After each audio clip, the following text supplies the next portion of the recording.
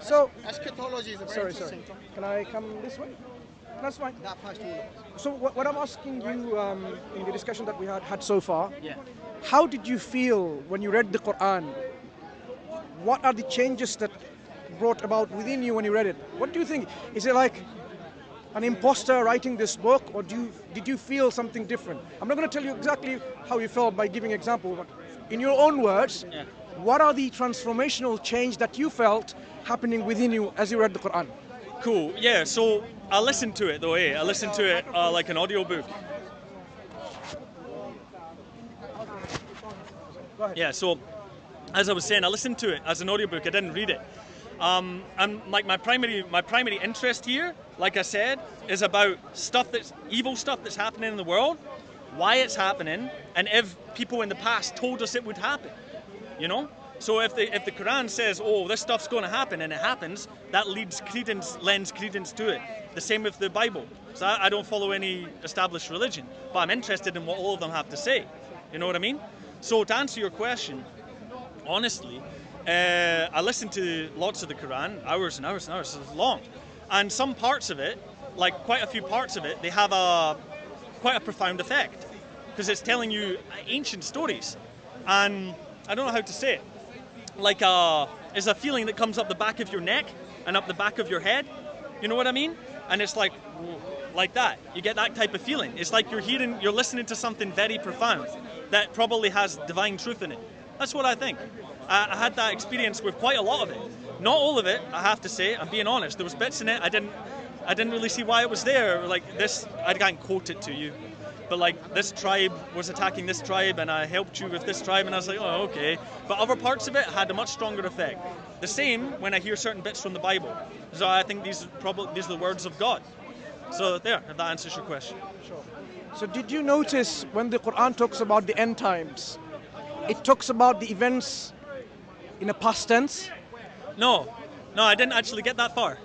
I listened to 3/4 of it, so I maybe didn't get there. I've only heard bits and pieces. I had a bunch of Saudi friends, I was in Saudi, and I asked them about it. Signs of the end times, like the classic one is the competing to build the tallest building, right?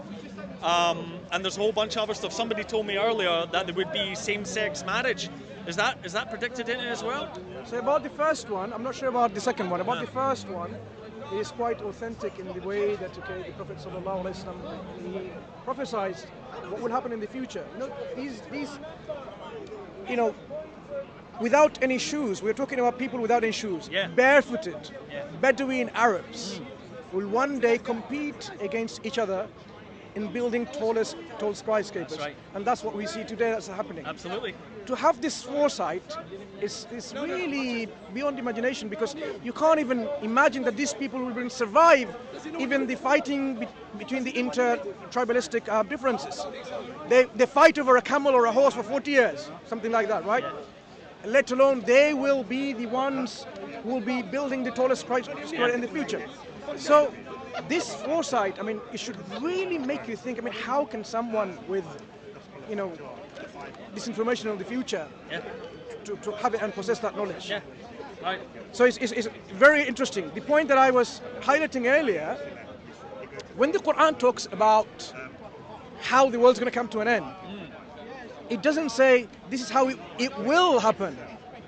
Most of it is described in the past tense. Yeah. Like إِذَا السَّمَاءُ انشَقَّتْ. Like already in the past tense. The sky is already cleft asunder. So things that are happening, how وَجُمِعَ الشَّمْسُ وَالْقَمَرُ, how the sun and the moon will come together, because all of the celestial bodies will be split apart from their orbits. They no longer will be there. It describes it in the past tense. Yeah. Why? Because to Allah this has already happened. Yeah. Right? And he's describing this so vividly, giving this graphic description, so that you can see that, okay, you have no other recourse but to believe that, okay, this is an event that has already happened, rather than thinking, oh, it may happen. You see how the Quran uses this kind of descriptions. There's a feature in the Quran called iltifat, okay? This rhetorical device in which, this change or shift in tense or in grammar, in numbers and so on, and positions is there. to produce a profound rhetorical effect. So when the Quran, for example, talks about the state of people who disbelieve, for example, right? And they're in a ship and the ship is sailing. Yeah.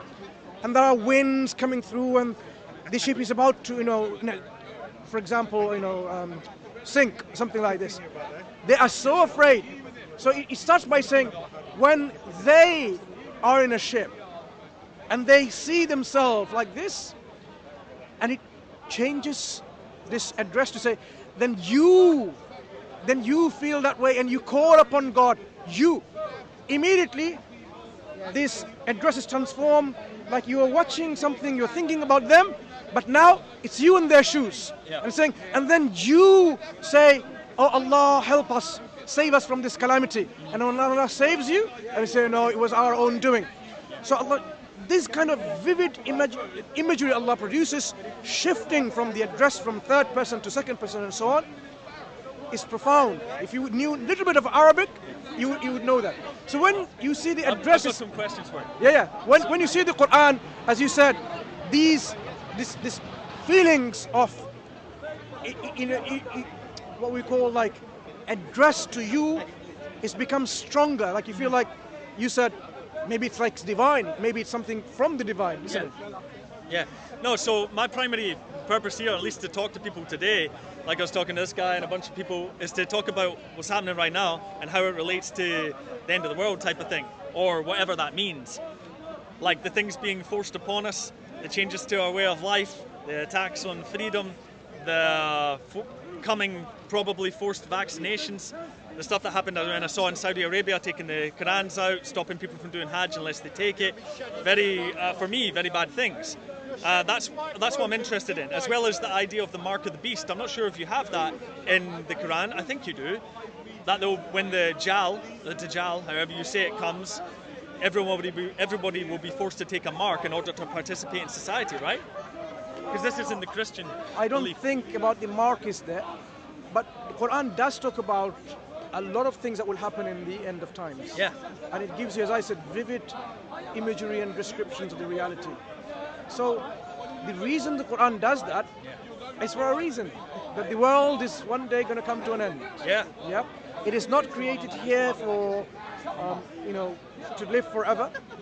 We are placed here to continue our life, to fulfill our purpose. Yeah, right. And this is what we should be thinking. The Quran brings back to us again, having known this is going to happen, having known how He created you. You know how the Quran addresses the resurrection of human beings again? It says, you know what? You doubt the resurrection, you doubt God is not going to bring you back again to life. Consider how He created you in the first place. He created you in the womb of your mothers in several stages, one after the other, like this. And this is how He will bring you back again. Totally consolidating and solidifying our understanding and our concept that if He created us first time like this, it will not be difficult for Him to create second time. It will be easier. And He says, okay, like if Allah even says that if He created you first time, would it be difficult? He brings about fire from the green trees. It happens in a wildfire, forest fires. Right. Just imagine, from green tree He brings about fires. He is able to bring you back. When you see the land barren, if you have ever seen a land in which there is no water, there is no, what's it called, irrigation through water and all these mechanisms, right? And it's totally dry and cracked. But when rain comes, life sprouts forth with vegetations. Yeah. If there are any, pools or anything like this, you'll find fishes and so on and so forth. So Allah can bring about the living from the dead. That is not difficult for Him, it's easy. And these examples demonstrate to us how it's possible. But why is this important? Why is the Quran talking about all of this? For you is an interest, but the Quran, it has a purpose. It is trying to make you believe that the life that you are here, you need to fulfill the purpose that you are created for. Sure. You were not created just to be inquisitive, just to be inquiring mind, just to live your life and have a cigar and that's happiness. You could say No. we weren't created to mindlessly obey other human beings too, right? No, Because that's other what human we're beings doing, are right? very limited. That's what we're doing. That- People are mindlessly obeying whatever the government tells That is them. why Right. you may agree that if Allah gives us, if our Creator gives us guidance to follow, to implement in our societies, that will be the best guidance. Maybe.